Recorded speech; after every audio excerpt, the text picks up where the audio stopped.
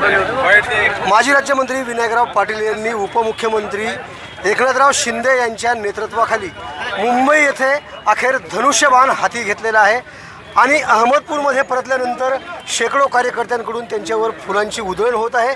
अक्षरशः या ठिकाणी मोठ्या क्रेनच्या सहाय्याने मोठा हार विनायकराव पाटील यांना नुकताच अर्पण करण्यात आलेला आहे। मोठं जंगी स्वागत करण्यात आलेलं आहे। शिवसेनेचा धनुष्यबाण हाती घेतलात, काय भावना आहेत? नाही, एकनाथरावजी शिंदे साहेबांच्या नेतृत्वाखाली शिवसेनेमध्ये प्रवेश केल्याच्या नंतर आज पहिल्यांदाच जिल्ह्यामध्ये येण्याचा योग आला आणि मग संतोषभाऊ सोमवंशी, गणेशरावजी ही सगळी मंडळी त्या दिवशी जेवढ्या लोकांनी प्रवेश केला ते सगळे आज औशापासून लातूरपासून अहमदपूरपर्यंत या ठिकाणी आज यायला थोडासा उशीर झाला। आज कार्यकर्त्यामध्ये एक आनंदाचं वातावरण या ठिकाणी मला पाहायला मिळालं आणि स्वयंस्फूर्त आज लातूरमध्ये बघितलं किंवा औशामध्ये, आता अहमदपूरमध्ये आपण एवढी वेळ झाली ते मला असं वाटत होतं की फोनवर मी विचारलं कोणी म्हणजे नेमकं काय परिस्थिती आहे, ते नाही म्हणली चौकात यायची।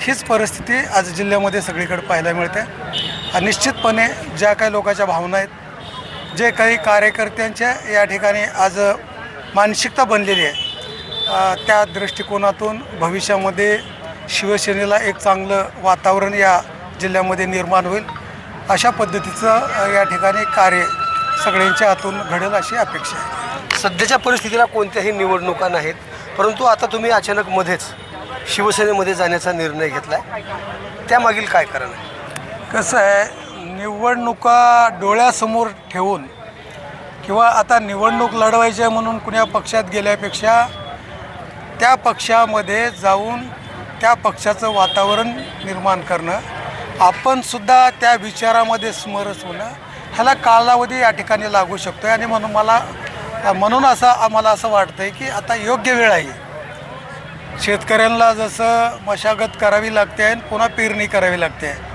त्या पद्धतीनं आता आमच्या सर्वांच्यावरती जबाबदारी आहे की आता शिंदे साहेबांच्या शिवसेनेचे विचार घराघरापर्यंत या ठिकाणी पोहोचवणं। पाटील साहेब, मला प्रश्न विचारावा असा वाटतो, कारण विनायकराव पाटील म्हटलं की मजबूत एक खमक्या नेता या तालुक्याला तुम्ही म्हणून लाभलेले आहात, मात्र आता सगळेच जण तुम्ही सत्तेत आहात, नेमकं सत्तेतल्या लोकांना प्रश्न विचारायचं कुणी नाही? आता तुम्हाला माहिती आहे, सत्तेमध्ये जायची तर माझी कधीच हौस नसते। जे सत्तेमध्ये येतात कारण माझ्या भीतीपोटी, अगोदर सुरुवातीला मी अपक्ष नव्याण्णवला निवडून आलो, मला बाहेर पडण्यासाठी मजबूर केलं। त्याच्यानंतर 14ला निवडून आलो, भारतीय जनता पक्षामध्ये गेलो, माझ्या भीतीमुळं तेही पुन्हा त्या भारतीय जनता पक्षात आले। मी गेलो पवारसाहेबांच्या पक्षात, ते आता पवारसाहेबांच्या पक्षात गेलेत आणि ते तिकडे गेलेत म्हणून मला आता इकडे यावं लागलं। एकनाथराव शिंदे साहेबांकडून नेमके काय आश्वासनं मिळालेली आहेत की कशा पद्धतीनं मोठं पहिलं काम कोणतं असणार आहे? कारण डायरेक्ट तुम्ही राष्ट्रवादी शरद पवार गटामधून शिवसेनेमध्ये प्रवेश केलेले आहे। आता एक आहे, प्रत्येक वेळेस काही राजकारण म्हणजे निवडणुका लढवण्यासाठीच करावं असं नाही। आता भारतीय जनता पक्षाचे मुख्यमंत्री आहेत, अजितदादाच्या नंतर सुनेत्रा वहिनी आज उपमुख्यमंत्री आहेत, त्यांचे आज आपले इथले आमदार आहेत, ते मंत्री महोदयसुद्धा आहेत। आता आम्ही शिंदे साहेबांच्या पक्षात गेलो, ते उपमुख्यमंत्री आहेत। आता ज्याच्या त्याच्या पद्धतीनं जेवढं काही अहमदपूरला आणता येते ह्याच्यासाठी आता सगळ्यांनी राजकारण केलं पाहिजे। थोडंसं 2 मिनिट आता सगळं राजकारण सोडून आपल्या मतदारसंघाचा, आपल्या जिल्ह्याचा विकास कसा करता येईल, निधी कसा खेचून आणता येईल। नुसतं आता आपली MIDC चाकूरची 18-19ला मंजूर केली होती, आपल्यालाही सगळ्याला माहिती आहे। त्यावेळेस ते खिल्ली उडवली, तिथं काही MIDC होत्या काय, ठीक आहे, आता त्यांना प्रयत्न केले, आता ते काम पुढं नेण्याच्या दृष्टिकोनातून आता शिंदे साहेबाचे मंत्री आहेत। आता इथं 100 खाटचा हॉस्पिटल व्हावं अशी आपल्या सगळ्यांची इच्छा आहे, ते खातं शिंदे साहेबाकडे आहेत, त्यांनी जोर लावतील, आपणही जोर लावू, भाजपवाले जोर लावतील। अशा पद्धतीनं या ठिकाणी जर कामं झाले तर लोकांची सेवा होईल. आता भांडत बसल्यापेक्षा कामावर जास्त लक्ष देणं आवश्यक आहे. म्हणजे आता भांडून घेण्यापेक्षा फक्त मैत्री करून विकास साधता येईल असं तुम्हाला म्हणायचं आहे का? मैत्री करून विकास साध्य करायचा आणि ज्यावेळेस संधी येईल त्यावेळेस बघू काय करायचं ते.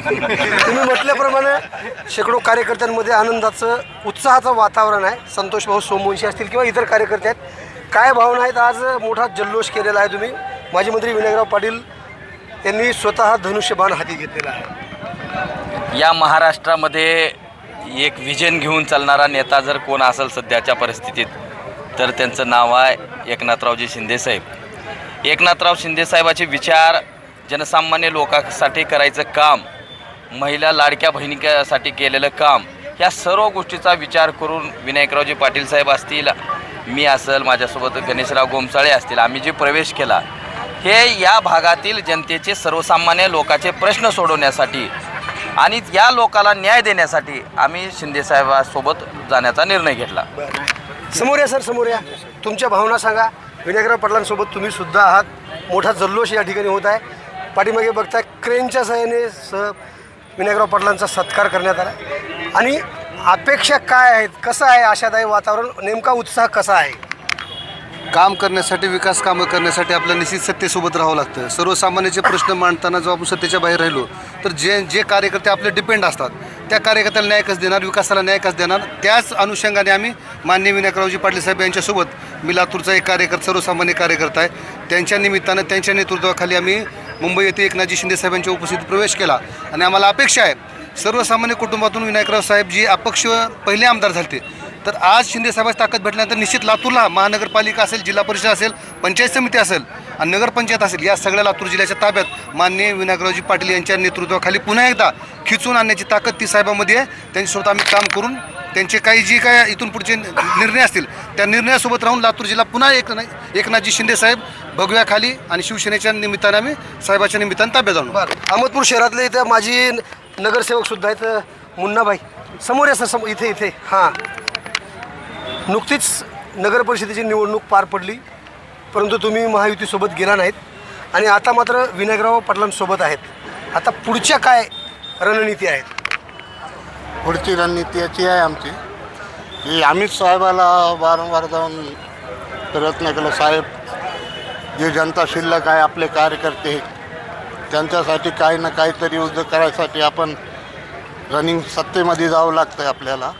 आणि दुसरा विषय असा आहे की जर आता तिकडे सगळे आम्ही बेवारस होते तर तेच आमचं आम्ही साहेबाचा आशीर्वाद घेऊन आता आम्हाला वारसा भेटला. तो पण सत्तेचा, चालू सत्तेमधला वारसा भेटला आम्हाला. आता आम्हाला साहेबाकडून भरपूर अपेक्षा आहेत की साहेब आम्हाला पुढे घेऊन चलून शहराचा विकास पण करतील व आम्हाला बी न्याय देतील. मतदारांनी आम्हाला जरी कौल नाही दिला परंतु आम्ही सुद्धा सत्तेसोबतच जाणार असा एक ठाम त्यांनी आत्मविश्वास या ठिकाणी व्यक्त केलेला आहे. आणि विकासाच्या दृष्टीने आम्ही सत्तेच्या बाजूने आहोत असं म्हटलं. मग साहेब, मतदारांनी तुमच्याबद्दल काय समजायचं की नेमकं निवडणूक लढलो, हारलो तरी बी सत्तेतच आहोत, जिंकलो तरी बी सत्तेतच आहोत, मतदारांना नेमकं काय सांगायचं आहे ह्याच्या प्रवेशामधून? मतदारांनी आम्हाला जे सांगितलं तेच आम्ही मतदाराला सांगू लागलो. म्हणजे आपल्यालाही माहिती आहे नगरपालिकेची निवडणूक कशी झाली, जिल्हा परिषदच्या निवडणुका कशा झाल्या, विधानसभेची निवडणूक. मतदार हे आपल्याला शिकवणारा राजा आहे. त्यांनी जसं नाचवलं तसं आपल्याला नाचावं लागलं आहे. आणि दुर्दैवानं या महाराष्ट्रामध्ये जे काही चाललं आहे ह्याचा बोलवता धनी हे मतदारच आहे. मतदारांनी जे सांगितलं तसंच या ठिकाणी राजकारण या ठिकाणी घडू लागलं आहे. आणि निश्चित आता काहीतरी चांगली घडी बसतील असं मला वाटतं. बदलाचं वारं वाहू लागतंय असंच त्यांच्या शब्दातून आपल्याला ऐकायला मिळतंय. काय वाटतं? तुम्ही समोर या इकडे. मी कार्यकर्त्यांकडे बऱ्याच जणांचा मी बिलकुल 100% काय नाही, साहेबाच्या सगळ्या ह्याच्यावर विचार करून मी साहेबासंग यायचा निर्णय केला. साहेबाचं विजन चांगलं आहे, एकनाथ शिंदे साहेबांचे विचार चांगले आहेत आणि अहमदपूर तालुक्यामध्ये भरभराटीनं विकास होईल, सत्तेत राहून विकास होईल म्हणून शिवसेनेत गेले. आम्ही बी साहेबावर भरवसा ठेवून एकनिष्ठ माणूस साहेब आहेत, चांगलं काम करतात म्हणून आम्ही सगळे यंग जनरेशन साहेबासंग राहून साहेबाला भविष्यात आम्हाला आमदार करायचे, अजून मंत्री करायचे. येणारा काळच सांगणार आहे की खरंच माजी मंत्री विनायकराव पाटील यांच्या शिवसेनेमध्ये प्रवेशामुळे काय बदल होते हे पाहणं मात्र आपल्याला महत्त्वाचंच ठरणार आहे. ताजे आणि महत्त्वाचे अपडेट पाहण्यासाठी पाहत रहा आवाज बहुजनांचा न्यूज. शिवाजीराव गायकवाड, अहमदपूर, लातूर.